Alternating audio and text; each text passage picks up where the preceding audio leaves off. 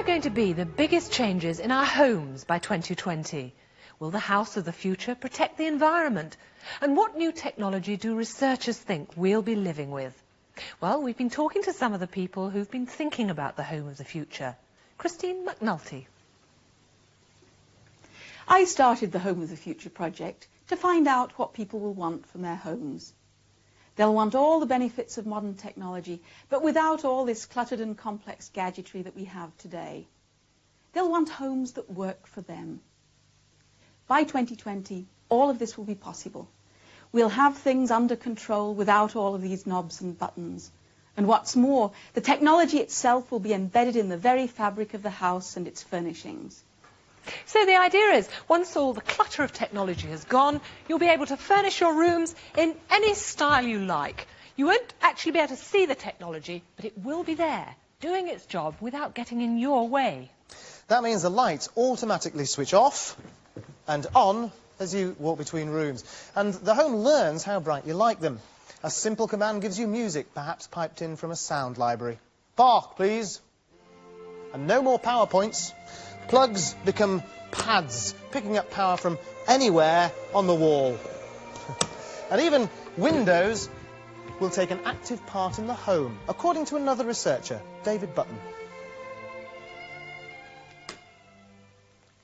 This is today's glass technology, whereby combining thin transparent coatings with ordinary conventional glass, we're able to change the performance of the glass. We can diffuse the glass for privacy, and with other coatings, we can control the glare and the solar radiation. In other words, we can vary the performance of the window.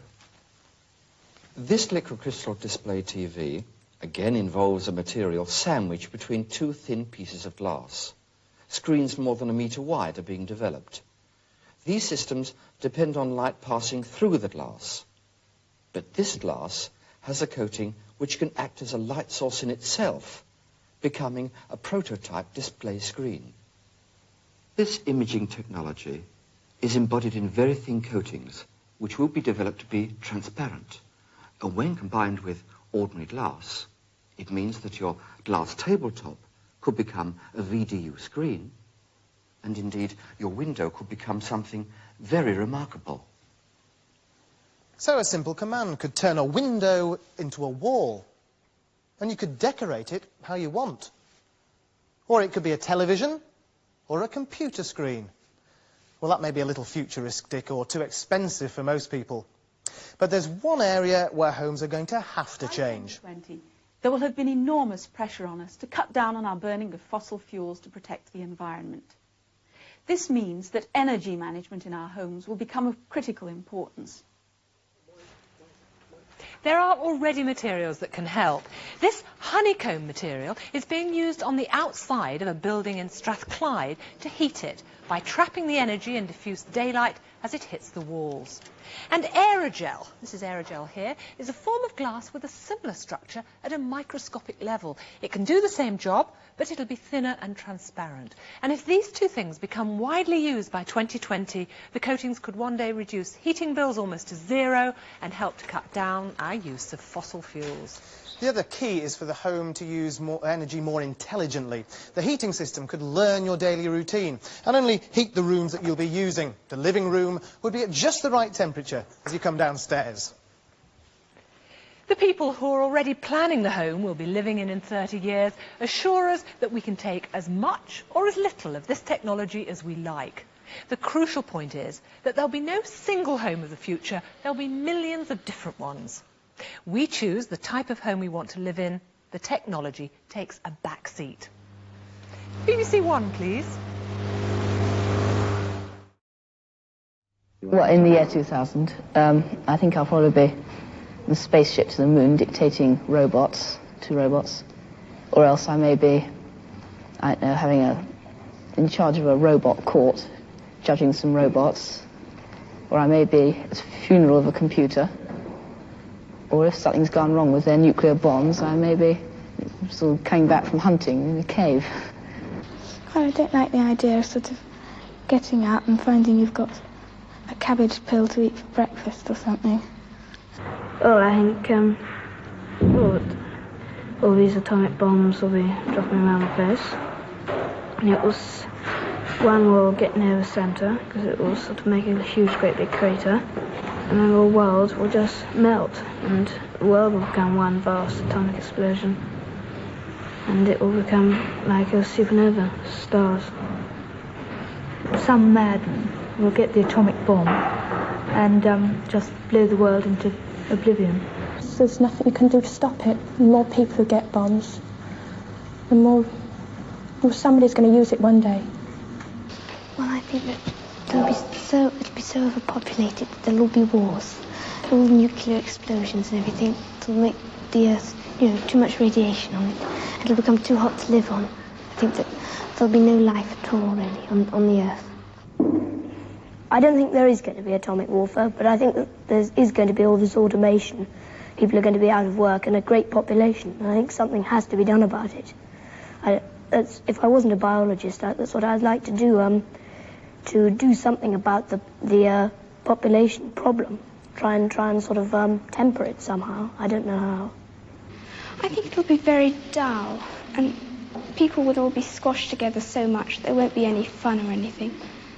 And people will be rationed to the amount of things they can have, because if they had too many things, it would just squash their houses, and there just wouldn't be room for them. I think it'll be people will be regarded more as statistics than as actual people.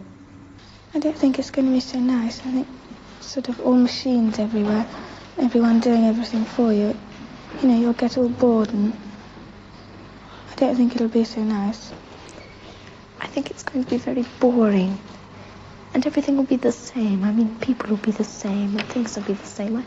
First of all, computers are taking over now. Computers and automation.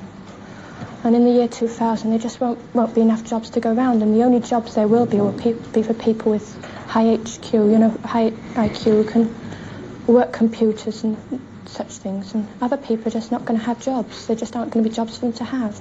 I expect they will set aside parts of the country solely for recreation and have large blocks of built-up areas. And I think these are going to be very ugly indeed, probably. No, I don't think I'll still be on Earth. I think I'll be under the sea. I think the population will have gone up so much that either everyone will be living in sort of big domes on the Sahara, or they'll be under the sea. There'll be so many people that they'll have to have an overflow into the sea. And so there'll be houses underneath the sea and houses above the sea. They're not going to have so many square houses, more curves and artistic designs instead of just sort of boxes like they've got nowadays. People wouldn't be able to live in ordinary houses, because that would take up too much room. They'd have to be in flats, piled on top of one another, like that. And the houses would be rather small, and everything would be cramped up, very cramped. Animals as they have here, sheep and cows and livestock, but they will be kept in batteries. They won't be allowed to graze on pastures. They'll be kept in buildings all together, all in one big building, and artificially reared, so they'll yield a larger, be bigger and give more food.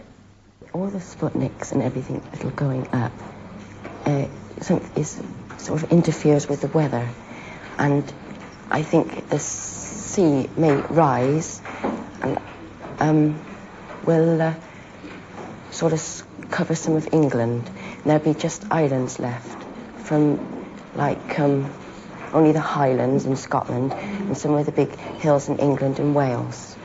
I don't think all England will be wiped out because some of it will be too high. I think the sea will rise to about 300 to 600 feet. It might freeze, because the sun, I think, will probably burn out.